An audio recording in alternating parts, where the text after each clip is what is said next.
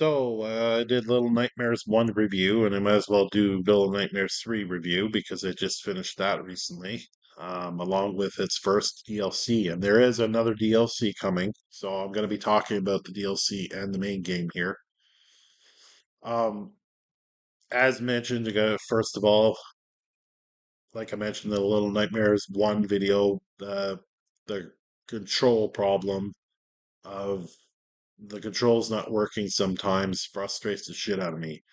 And like Reanimal, Steam decides to have a glitch on the final boss or the final, like just a minute away from ending the entire game.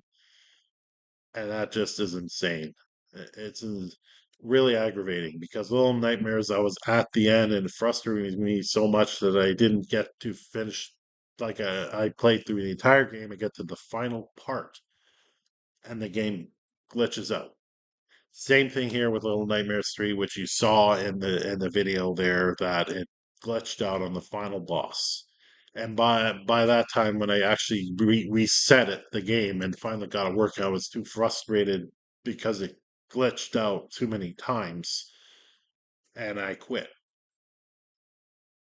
So a little pissed off with that. Like, these games, like I don't, they're little games. It's not like they're 007 or extravagant Red Dead Redemption type of game. These are smaller games. They should not have these kind of glitches on Steam. Anyway, that's a rant. Enough of that. Moving on. All in all, Little Nightmares 3 is the best in the series. The partner tag team, I was a little skeptical with because they had it in Little Nightmares 2, and it's not as good in that one. But from what I remember, but I'm gonna go play through it again and maybe my mood will change, but who knows. There is some combat in here, which is one of the things in Little Nightmares 2 I wasn't too excited about, but in here the combat is a little bit more manageable. Um, and it's not always in your face. So it's a mixture of a little bit here with the combat stuff, and then a lot of it is more like run chase sequences and scares and all that stuff. And I felt like Little Nightmares 3 brought back what Little Nightmares 1 had, which was mood settings and creepiness, and I felt that they nailed it here. I gotta give the edge to Little Nightmares 1 because I just played it, that I felt like the mood in there is a little bit better than all the other games. But overall, I think Little Nightmares 3 is my favorite of the whole series so far.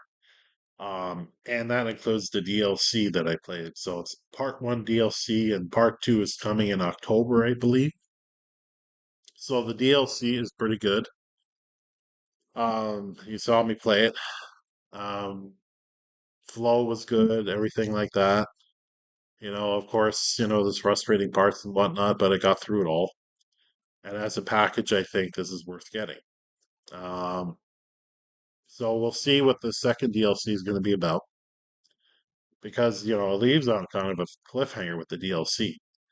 And actually, one thing I really like that I think drove this a little bit more to number one in the series for me is the fact that, like, there's intrigue in there with like a little a girl character kind of trapped in this like asylum, and then there's a connection with the kids running around this nightmarish world. I found that very fascinating. Um, the creators, I think I watched a video before I started playing Little Nightmares 3 about how they said that there's like this is an actual like backstory and everything and what that. I didn't get too deep into that, but it's cool to know about that. So yeah, Little Nightmares 3, but the first DLC is worth getting. And we'll see how Little Nightmares 2 stacks up after a while. I have not played it for a long time.